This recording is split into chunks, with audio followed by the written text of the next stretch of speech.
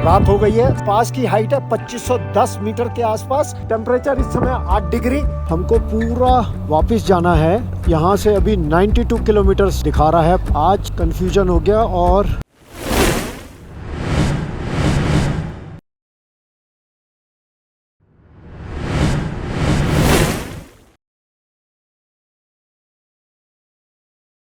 सबको आज की राम राम, सत श्री अकाल, अस्सलाम वालेकुम और नमस्कार।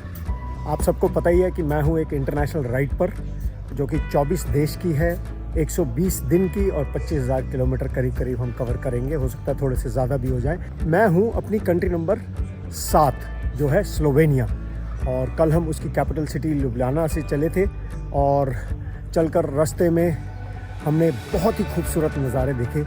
और आपको पता ही है कि बाइकर के लिए सबसे अच्छी रोड कौन सी होती है, वो होती है किसी पास से गुजरना। तो कल हमने स्लोवेनिया का व्रिसिस पास देखा और वहाँ से गुजरे। बहुत ही खूबसूरत नज़ारा था। आपको कल के पिछले व्लॉग में आपको देखने को मिलेगा। और ठंड बहुत थी पास पे, जबकि वो पास सिर्फ 1611 मीटर की हाइट पर था। और उसके बाद हम आ गए स्लोवेनिया के एक छोटे से टाउन जो कि है बॉविच। बॉविच एक हिल स्टेशन है, ऑफ सीज़न है, इसलिए आपको लोग नहीं दिखेंगे इस समय। और बॉविच सिटी में अपने आप में बहुत कुछ नहीं है।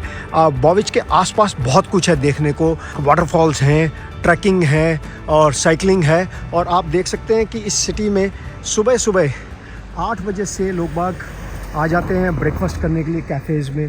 कैफ़ेज़ फुल हैं। ऑफ सीज़न के बावजूद भी ट्रैफिक है, मोटरसाइकिलिस्ट भी हैं और बहुत ही खूबसूरत जगह है ये। समय कम है तो इसलिए बहुत ज़्यादा हम बॉविच आपको नहीं दिखा सके, ट्रैकिंग हम नहीं कर पाए। और आज एक और खूबसूरत रास्ते पे हम जा रहे हैं। आज हम यहाँ से निकलेंगे ऑस्ट्रिया के लिए, अपनी कंट्री नंबर 8 में एंट्री लेंगे और ऑस्ट्रिया का सबसे हाईएस्ट माउंटेन पास जो कि है ग्रॉसग्लॉकनर, वो करेंगे। ग्रॉसग्लॉकनर हमने पता कर लिया है, वो खुला हुआ है, लेकिन हाँ थोड़ा बर्फ मिलने की आशंका है। देखते हैं कैसा होगा। और ग्रॉसग्लॉकनर करके हम अपनी कंट्री नंबर 9 जर्मनी में एंट्री लेंगे और आज रुकेंगे रात को म्यूनिक। लंबा सफ़र है, करीब गूगल दिखा रहा है 8 साढ़े 8 घंटे, तो हमको करीब 10 घंटे ज़रूर लगेंगे। 10:30 पौने 11 बज गए हैं। अगर हम 11 बजे भी चलते हैं तो हम रात को जर्मनी जो है म्यूनिक में 8 साढ़े 8 बजे के आसपास ही पहुंच पाएंगे।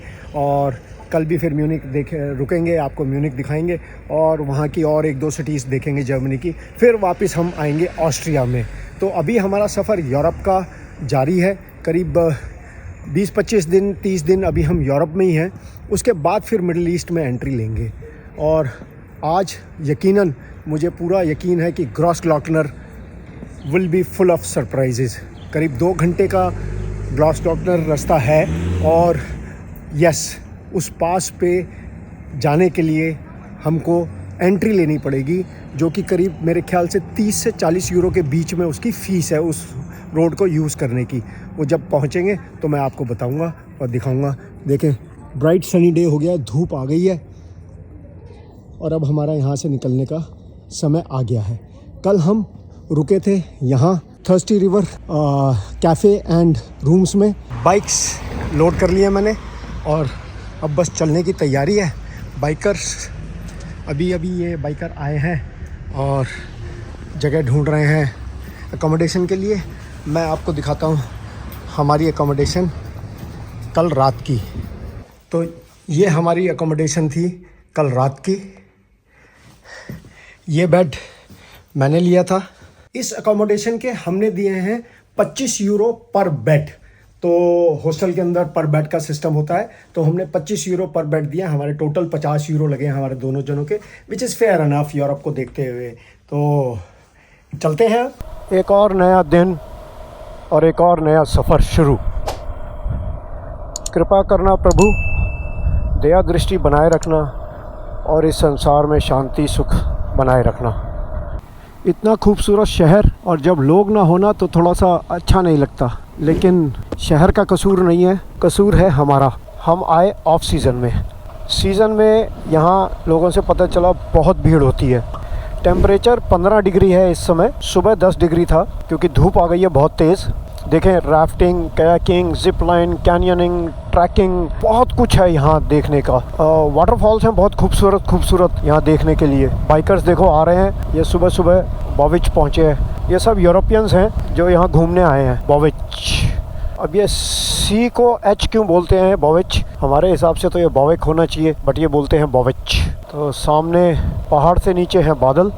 यूरोप से जाने का दिल नहीं करेगा, इतना खूबसूरत नज़ारा है। वो देखो पहाड़ कैसे खड़ा है, चोटी हमारे जंस्कार के गम्बो रंजन की तरह कुछ लगता है ये वाला पहाड़। आज हमें उम्मीद है कि ग्रॉसग्लॉकनर पे हमको बर्फ़ मिलेगी।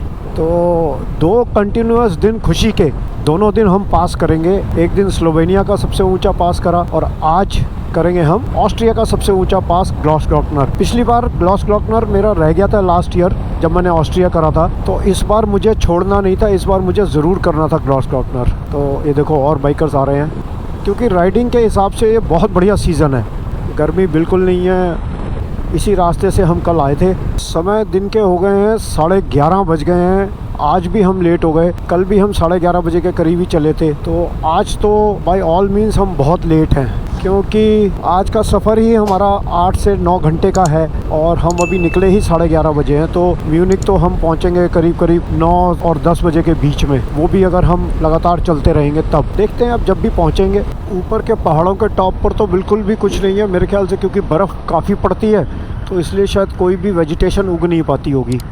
आज तो ग्लव्स पहनने ही पड़ेंगे लगता है, क्योंकि ग्रॉसग्लॉकनर पे ठंड काफ़ी होगी। उम्मीद है वहाँ टेम्परेचर जो है 5 डिग्री के आसपास होना चाहिए। जो हाथ है, हाथ की स्थिति ये है, काफ़ी ठीक है। थोड़ा सा ही जख्म रह गया है, वो भी मेरे ख्याल से भर जाएगा। तो फिर तो ग्लव्स मैं परमानेंटली पहन ही सकूँगा। मुझको लगता है ये आज फिर हमको वृश्चिक पास से होता हुआ लेके जा रहा है शायद ग्रॉसग्लॉकनर।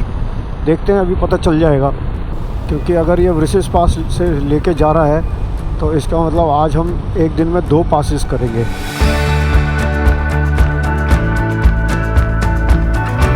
कितना सुंदर घर लग रहा है।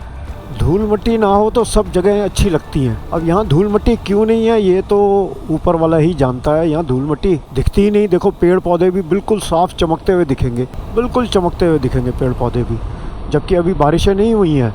इस हफ्ते में मौसम ख़राब लिखा हुआ है। मंडे ट्यूसडे यहाँ बारिश तूफान आने की आशंका वेदर फोरकास्ट ने बताई है, लेकिन बिना बारिश के ही देखो आप पेड़ पौधे बिल्कुल साफ सुथरे हैं। आज का सफ़र जैसा कि मैंने पहले भी बताया, शुरू करा हमने बॉविच से, स्लोवेनिया कंट्री नंबर 7 से, और पहुँच गए। हमको जाना था ऑस्ट्रिया ग्रॉसग्लॉकनर माउंटेन पास करने के लिए, जो कि ऑस्ट्रिया का सबसे ऊंचा माउंटेन पास है। लेकिन हमारी किस्मत देखिए, इटली बीच में आया हमारे। तो हम हैं इटली के बॉर्डर पर।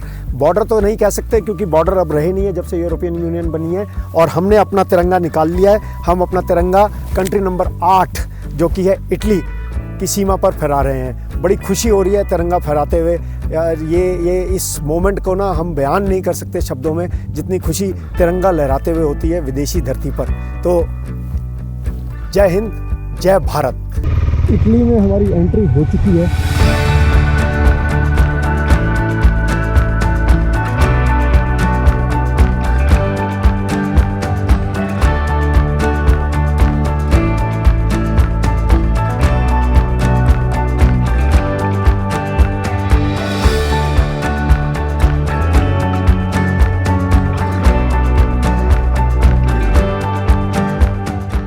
मैं हूं अपनी CEAT Euro Middle East Odyssey की राइड पर, जो कि 24 देश 25,000 किलोमीटर और 120 दिन की होने वाली है। और मुझे नहीं लगता अब ये 24 देश हो जाएंगे, अब तो ये देश बढ़ जाएंगे, क्योंकि इटली और जर्मनी इसमें ऐड हो गया है। हम इंडिया में इतनी जल्दी शहर नहीं बदलते जितनी जल्दी आज हमने देश बदले हैं। हम चले थे स्लोवेनिया बॉविच से, और आज वहाँ से चल के हमने एंट्री ली इटली में, जो कि थी कंट्री नंबर 8 हमारी। और अब पहुंच गए हम इटली से कंट्री नंबर 9 ऑस्ट्रिया के बॉर्डर पर, और एंट्री ले रहे हैं ऑस्ट्रिया में। तो तिरंगा हमने अपने देश का लहरा दिया है। लहरा दो तिरंगे को। जय हिंद, जय भारत। तो एक ही दिन में आज हम दूसरे बॉर्डर से एंट्री ले रहे हैं, जो कि है ऑस्ट्रिया। 1.76 95 यहाँ पेट्रोल फ्री डालना पड़ता है। डालते हैं फ्यूल। हमको डालना है सुपर 95 और ये है 1.76। तो यहाँ फ्यूल जो है वो एक्सपेंसिव है। और लास्ट ईयर भी मैं इन्हीं दिनों नहीं सितंबर एंड में ऑस्ट्रिया में था और फ्यूल डलवा रहा था बाइक में। मगर फ़र्क ये है कि बाइक तब पोलैंड की थी, इंडिया की नहीं थी। अब है इंडिया की बाइक। 14.63 यूरो का 8.27 लीटर पेट्रोल डला है। चलो जी सफ़र शुरू करते हैं। पेट्रोल फुल हो गया है। Welcome to Austria. डीजल यहाँ पेट्रोल से बहुत महंगा है। पेट्रोल 1.76 यूरोज़ है और डीजल है 2.12। ऑस्ट्रिया वाकई में बहुत खूबसूरत है। लास्ट ईयर मैंने ऑस्ट्रिया देख लिया था, बस ये ग्लॉसग्लॉकनर करना रह गया था मेरा, क्योंकि लास्ट ईयर भी लिमिटेड टाइम था, बहुत सारी कंट्रीज़ करनी थी। आप एक बार में तो सब कुछ देख नहीं सकते हैं, तो ग्लॉसग्लॉकनर मैंने अगली बार के लिए छोड़ दिया था। तो इस बार ग्लॉसग्लॉकनर कर रहे हैं और अंकित ने ऑस्ट्रिया नहीं देखा हुआ है तो कुछ पोर्शन वो भी करेंगे जो मैंने लास्ट ईयर देखा था, जैसे सैल्सबर्ग, हॉलस्टैट, और कोशिश करेंगे वियना भी दिखा दूँ मैं अंकित को। क्या कोइंसिडेंस है कि लोगों को सालों लग जाते हैं एक इंटरनेशनल ट्रिप प्लान करने में, और by the grace of God, ऊपर वाले की ब्लेसिंग से, मैं लगातार हर साल इंटरनेशनल ट्रिप कर रहा हूँ। ऑस्ट्रिया पिछले साल भी आया, इस साल भी आया और अगले साल भी प्लान है आने का, क्योंकि मेरा जो ओरिजिनल प्लान था India to Norway North Cape, वो अभी भी पेंडिंग है। और इस बार मैं अप्रैल में ज़रूर कोशिश करूँगा कि इंडिया से ही राइड करके या ड्राइव करके मैं आऊँ, क्योंकि वो सपना अभी तक मेरा पेंडिंग है। अप्रैल में मेरा प्लान है दोबारा निकलने का। लेट्स सी कि ऊपर वाला साथ देता है कि नहीं देता है। देखो, कमेंट करके बताना कि आपको ऑस्ट्रिया कैसा लग रहा है। सुंदर लग रहा है ना? और सनी डे है तो और भी ज़्यादा सुंदर है, क्योंकि वीडियोस क्लियर आ रही होंगी। और ये बाइकर्स यूरोपियन बाइकर्स हैं, कहाँ के ये तो नहीं पता, लेकिन यूरोपियन बाइकर्स हैं। और लास्ट ईयर मैं भी यूरोपियन बाइक पर ही ट्रैवल कर रहा था। मेरे पास थी यामाहा MT-07, तो बढ़िया बाइक थी। उस पर मैंने करीब 6-6.5 हज़ार किलोमीटर सफ़र कर रहा था। यूरोप में राइड करना किसी भी बाइकर की ड्रीम राइड होती है, and I am doing that. What more God could give me. Doc, I am missing you. आपके साथ राइड का मज़ा ही अलग है डॉक। मैं बात कर रहा हूँ मेरे बड़े भाई, मेरे गाइड, कंट्री के most looked upon super biker, one of the oldest super biker to bring super biking scenario into the country, doctor Tareja. आजकल आप लोग हमें जय वीरू की जोड़ी के नाम से भी जानते हैं। तो मैं अपने बड़े भाई को बहुत मिस कर रहा हूँ इस राइड पर। देख सकते हैं मेरी मीटर रीडिंग हो गई है 6,911 किलोमीटर, और 901 या 902 किलोमीटर पे इंडिया से ये बाइक चली थी। तो आज इस बाइक पर 6,000 किलोमीटर का सफ़र तय हो चुका है। और 6,000 किलोमीटर में बाइक अभी तक बिल्कुल सही काम कर रही है। चेन हमने अभी तक टाइट नहीं कर रही है, चेन बिल्कुल बढ़िया काम कर रही है। चेन में हमने चेन स्प्रे या चेन ग्रीस कुछ नहीं यूज़ करा है, मैंने यूज़ करा है चेन गियर ऑयल, और ब्रेक्स अभी वही हैं। अभी कोई मेंटेनेंस की ज़रूरत नहीं पड़ी है, बढ़िया परफॉर्म कर रही है। तो 6,000 किलोमीटर सफ़र करने पर मेरी बाइक को बधाइयाँ। ऑस्ट्रिया में आकर इसने अपने 6,000 किलोमीटर पूरे करे।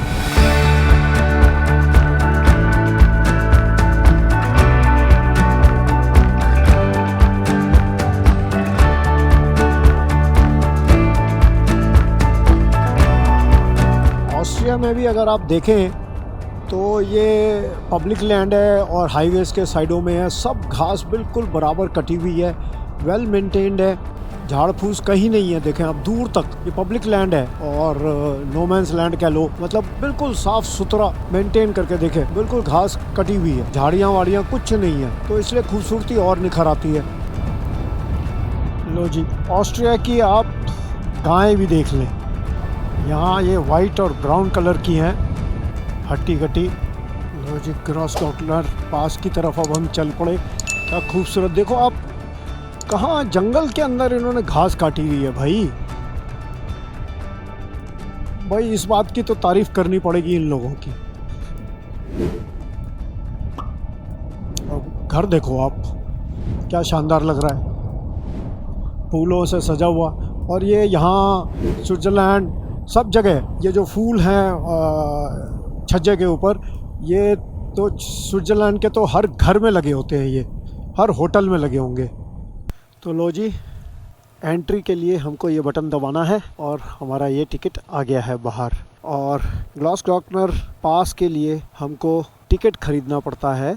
और हमारे यहाँ अगर आपको जाना है खारदुंगला पास, जो कि वर्ल्ड का सेकंड हाईएस्ट पास है, तो कोई टिकट नहीं खरीदना होता है। तो इंडिया वालों, देख रहे हो ना, ये पास देखने का भी चार्ज ले रहे हैं हमसे। अब कितना लगेगा, क्योंकि जो पढ़ा था उसके हिसाब से तो 30 से 40 यूरो के बीच में लगेगा। वो ये देख रहे हैं कि मोटरसाइकिल का है या कार का है, अभी थोड़ी देर में पता ही चल जाएगा। अब देने तो पड़ेंगे जब आए हैं, और पास करे बिना बाइकर चला जाए ये तो हो नहीं सकता। सही कह रहा हूँ ना मैं? तो कल रिसेस पास करा स्लोवेनिया का, आज करेंगे ऑस्ट्रिया का ग्लॉसग्लॉकनर पास। मंडे ट्यूसडे को कह रहे हैं कि मौसम खराब होने की आशंका है और बारिश तो पड़ेगी ही पड़ेगी, लेकिन हो सकता है यहाँ पास के ऊपर बर्फ भी पड़ जाए थोड़ी बहुत, तो फिर ये बंद भी कर सकते हैं पास को। तो हमारा प्लान तो था कि हम जर्मनी से वापसी में करेंगे इसको, लेकिन फिर हमने चेंज कर दिया, क्योंकि मौसम खराब में अगर हम कर ही नहीं पाए तो क्या फ़ायदा होगा। तो इसलिए आज ही हम करके पास को फिर जर्मनी जाएंगे, और वापसी में ऑस्ट्रिया का बाकी का हॉलस्टैट और वियना, सैल्सबर्ग, ये सब बाद में करेंगे। अब झरने थोड़े बहुत हैं, एक पीछे था, एक ये भी आ रहा है छोटा सा झरना। इसका मतलब ऊपर बर्फ़ तो होगी, अगर झरना आ रहा है तो शर्तियाँ होगी। तो यहाँ आकर पता चला कि 2 रास्ते हैं। ये रास्ता ट्रैकिंग का है, हमको पूरा वापस जाना है, और यहाँ से अभी 92 किलोमीटर्स दिखा रहा है पास। तो इसका मतलब आज कंफ्यूजन हो गया, और अब हमको अंधेरे में ही पास को क्लियर करना पड़ेगा अगर जाने दिया तो उन्होंने। तो लेट अस सी, देखते हैं अब कहाँ तक पहुँचेंगे। इस समय दिखा रहा है कि हम पास पर पहुँचेंगे 6:45 बजे, जो कि मेरे हिसाब से गलत टाइमिंग है। हमको पास 5 बजे से पहले क्रॉस करना चाहिए। अब लेकिन ऑप्शन बचा नहीं है, हमको जाना तो पड़ेगा ही। अब यहाँ से 2.25 घंटे दिखा रहा है, 1 hour 41 minutes। तो कोशिश करते हैं पुश करने की।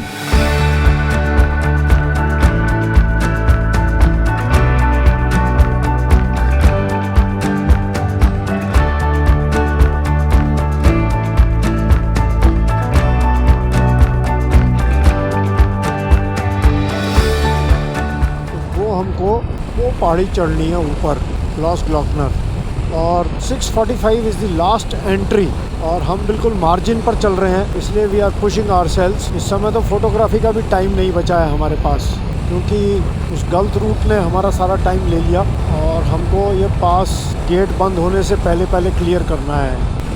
हमको अगर पहले से सही रास्ता पता होता या जीपीएस सही रास्ता गाइड कर देता, तो अब तक तो हम पास क्रॉस कर चुके होते। हमारे 2 घंटे ख़राब हो गए गलत रास्ते पे जाने से। मगर कोई नहीं, वो रास्ता भी बहुत सुंदर था जो हम देख कर आए हैं। ग्लॉसग्लॉकनर पास 15 किलोमीटर रह गया है बस। अभी हम हेलेनग्लुट सिटी से होकर निकले, और अब बस चढ़ाई है अल्पाइन रोड, स्लो डाउन। तो ये वो फेमस ऑस्ट्रिया की अल्पाइन रोड है जिसके लिए बाइकर्स आते हैं। ओहो, व्हाट अ कार है, इसको तो जेब में डाल के ले जाने का दिल कर रहा है। वो मेरे ख्याल से सफ़ेद जो है वो बर्फ़ है ज़रूर। वैसे होना तो नहीं चाहिए, इतनी सी बर्फ़ तो नहीं होनी चाहिए। उससे ऊंची चोटी तो वो रही, उस पर तो बर्फ़ नहीं है। बर्फ़ तो नहीं है, नहीं बर्फ़ ही है, बर्फ़ है, यस, आइस है। लो जी, टोल आ गया है। अब यहाँ देने हैं हमको पैसे, या हमको यहाँ टोकन लेना है। देखो, कार, बस, मोटरसाइकिल सबके लिए है। मोटरसाइकिल के 30 यूरो, 30 यूरोस। लो जी, हमारा नंबर भी आ गया। Sir, insert, no insert, thank you. लो जी, हमारा अभी टिकट लग गया है, बन गया है, स्टिकर मिल गया है और टिकट मिल गया है। 23.5 यूरो बोला है इन्होंने, काटे हैं, और गेट खुल गया है जी। अब हम अंदर घुसने के लिए रेडी हैं। ग्लॉसग्लॉकनर एंट्री हो गई है अब हमारी, जिसका डर था। अब तो हम पास क्लियर करेंगे ही करेंगे। सैल्सबर्ग जर्मनी करके आएंगे तब करेंगे। सैल्सबर्ग मैंने लास्ट ईयर भी करा था, बहुत खूबसूरत जगह है सैल्सबर्ग। छोटा सा टाउन है, बहुत खूबसूरत है सैल्सबर्ग। पहुंचने वाले हैं हम ग्लॉसग्लॉकनर पास। रह गया है 3.8 किलोमीटर्स। सर्दी काफ़ी हो गई है, और हमने गर्म कपड़े पहने नहीं हैं, क्योंकि 2 घंटे पहले तक तेज़ धूप थी। 6:41 हो गए हैं, 6:42। हवाएं चल रही हैं तेज़, जैसे कि चलती ही हैं पासिस पर, बट बर्फ़ तो यहाँ तो दिखी नहीं। सामने दूर पहाड़ पर तो दिख रही थी, यहाँ तो किसी भी पहाड़ पर बर्फ़ नहीं है। ये भी याद ही रहेगा कि हमने ऑस्ट्रिया में पास किया रात को, जो कि करना नहीं चाहिए लेकिन मजबूरी थी। अभी तो हमको यहाँ से जाना है जर्मनी, म्यूनिक, जो कि अभी 3 घंटे की दूरी पर है। और अभी हम पहुंच गए हैं 2504 मीटर की हाइट पर। ये पास मेरे ख्याल से 2800 या 2700 कुछ मीटर की हाइट पर है, मैंने पढ़ा नहीं, लेकिन इतना ही होना चाहिए। लो जी, हम पहुंच गए पास पर। फाइनली दिस इज़ द पास। आज हमने ली थी एंट्री ऑस्ट्रिया में, और ऑस्ट्रिया में सबसे पहले मुझको करना था ग्लॉसग्लॉकलर पास, क्योंकि लास्ट ईयर जब मैं ऑस्ट्रिया आया था तो ग्लॉसग्लॉकलर पास नहीं कर पाया था। बाकी सब जगह ऑस्ट्रिया कर ली थी, ये पास रह गया था। तो आज सबसे पहले हमने करा ग्लॉसग्लॉकलर पास और पहुंच गए हैं हम पास के ऊपर। लेकिन यस, रात हो गई है, 7:15 बज गए हैं और ये पास की हाइट है 2510 मीटर के आसपास और टेम्परेचर इस समय 8 डिग्री। ये खड़ी हमारी बाइक और ये खड़े हम और ये रहा पास। ये पत्थर किस चीज़ के लिए, इसका कोई आइडिया मुझको नहीं है, गूगल से पढ़ के बता पाऊँगा, इस समय नहीं बता पाऊँगा। टेम्परेचर लगातार गिर रहा है। 15 मिनट पहले टेम्परेचर 8.7 डिग्री था, इस समय 8 डिग्री हो चुका है टेम्परेचर। सामने डिस्प्ले आ रहा है टेम्परेचर का।